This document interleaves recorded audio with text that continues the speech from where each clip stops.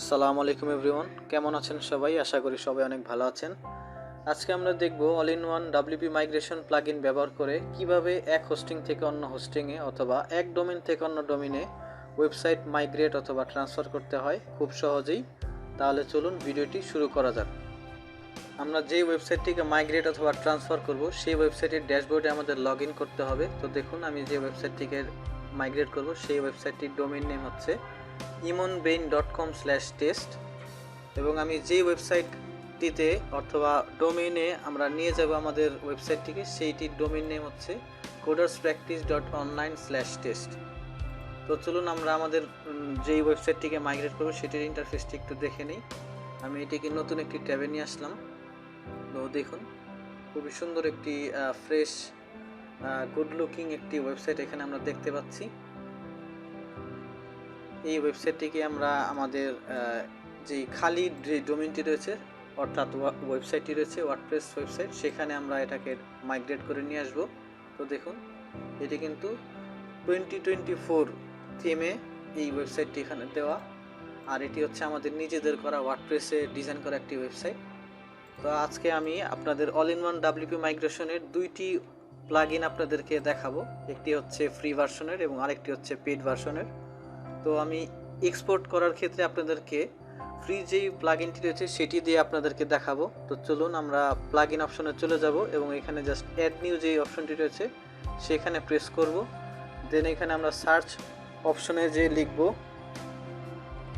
All in one WP migration লিখে যদি আমরা এখানে সার্চ করি, তো দেখুন এটি কিন্তু আমরা প্রথম দিকে দেখতে পাবো, যেটির রিভিউ রয়েছে 7283টি।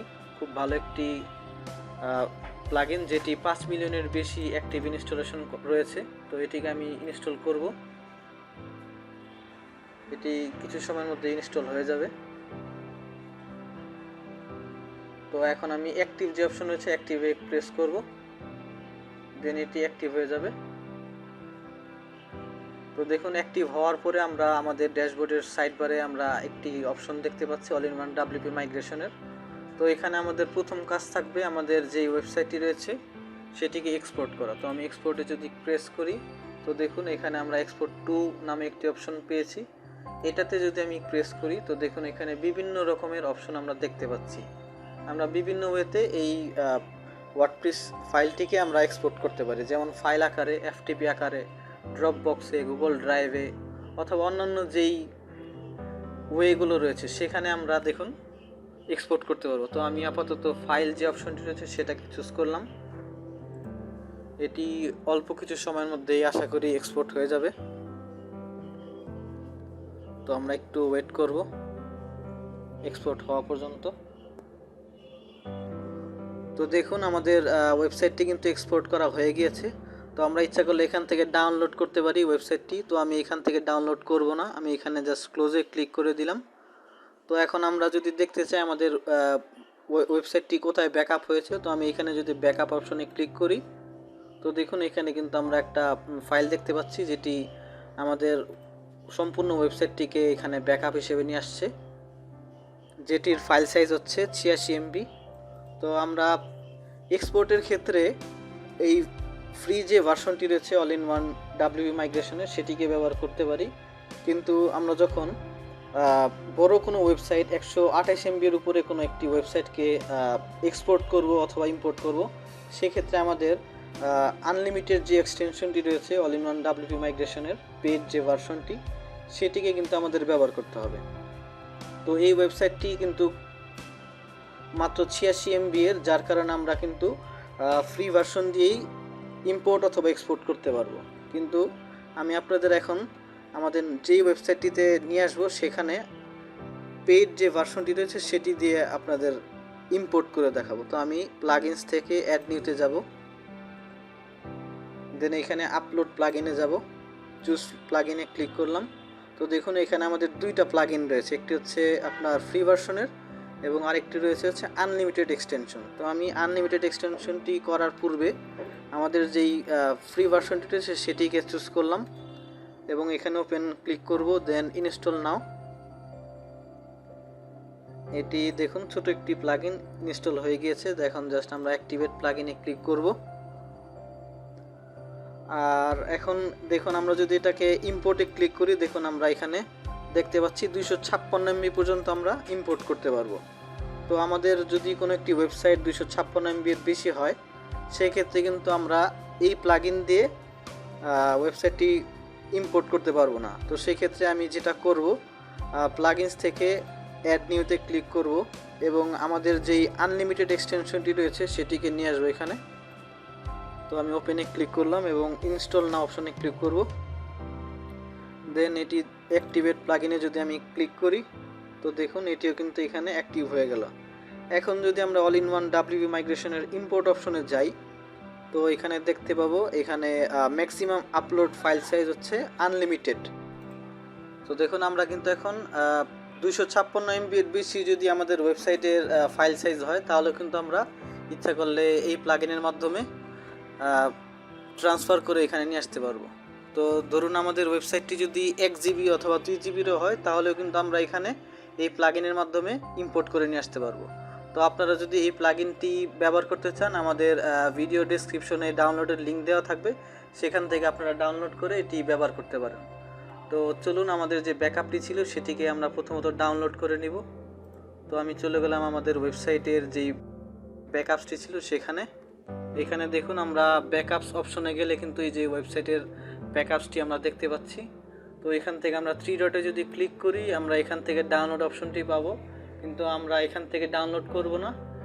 আমি পূর্বে এটি ডাউনলোড করে এটাকে দেখেছিলাম, কিছু কিছু ক্ষেত্রে এটি ইরর দেখায়। সম্পূর্ণ ফাইল অথবা ডেটাবেজের কিছু ফাইল এখানে মিসিং হয়ে যায়, যার কারণে আমাদের ওয়েবসাইটটি সম্পূর্ণ সঠিকভাবে এখানে মাইগ্রেট হয় না। তো আমরা এখান থেকে ডাউনলোড না করে আমাদের চলে যাব আমাদের যেই ডোমেইনের cPanel সেখানে, এবং সেখান থেকে আমরা ফাইল ম্যানেজার অপশনটি খুঁজে বের করব এবং সেখানে যদি আমি যাই, এখানে public.html যেটি রয়েছে সেখানে যদি যাই, এবং এখানে আমি একটা দেখতে পাবো টেস্ট নামে একটি ডিরেক্টরি রয়েছে, সেখানে যাব।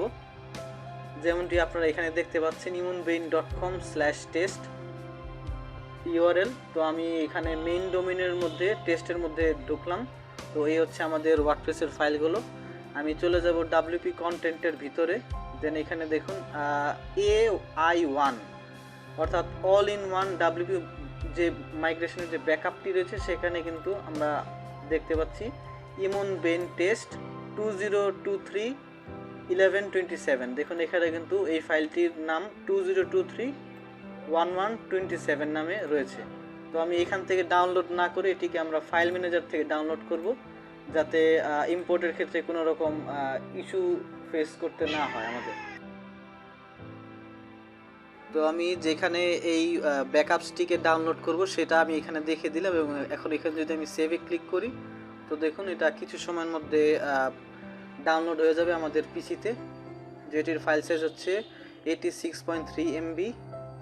এটি ডাউনলোড হয়ে যাবে, আপনাদের নেট স্পিডের উপর এটি নির্ভর করে।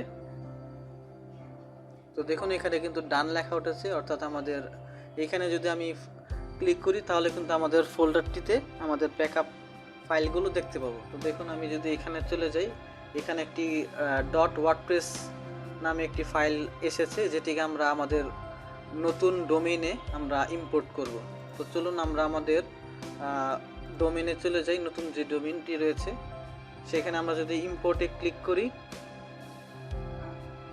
এবং এখান থেকে দেখুন আমরা আনলিমিটেড দেখতে পাচ্ছি। তো আমরা ফ্রম ইম্পোর্ট যেটি রয়েছে সেখানে ক্লিক করে ফাইলে ক্লিক করব। দেন আমাদের যেই ফাইলটি আমরা ডাউনলোড করলাম সেটাকে চুজ করব। দেন ওপেনে যদি ক্লিক করি, এটি কিছু সময়ের মধ্যেই আশা করি ইম্পোর্ট হয়ে যাবে। All in one WP migration খুবই চমৎকার একটি প্লাগইন, যেটির মাধ্যমে আপনারা ভালো ভালো ওয়েবসাইট অথবা বড় বড় ধরনের ওয়েবসাইটকে আপনারা সহজেই মাইগ্রেট করে নিয়ে আসতে পারবেন অন্য একটি ডোমেইনে অথবা অন্য একটি সার্ভারে। তো দেখুন এটি কিন্তু অলমোস্ট ইম্পোর্ট হয়ে যাচ্ছে, প্রায় শেষের দিকে রয়েছে ইম্পোর্টের বিষয়গুলো,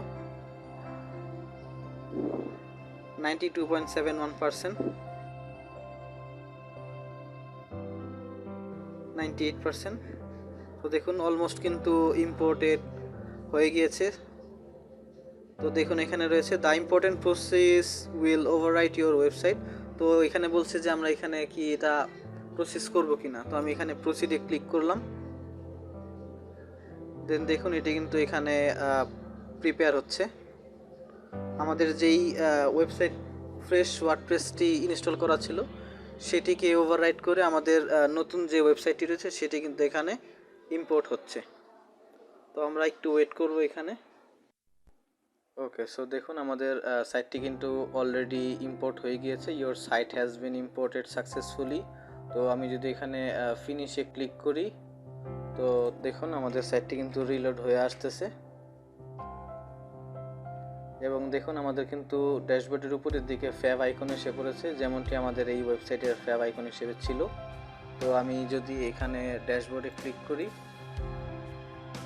দেখুন এখানে আমাদের 3টি পোস্ট, একটি পেজ এবং একটি কমেন্ট শো করতেছে এবং হ্যালো এলিমেন্টর থিমটি অ্যাক্টিভ হয়ে গিয়েছে, এটি কিন্তু এখানে শো করতেছে।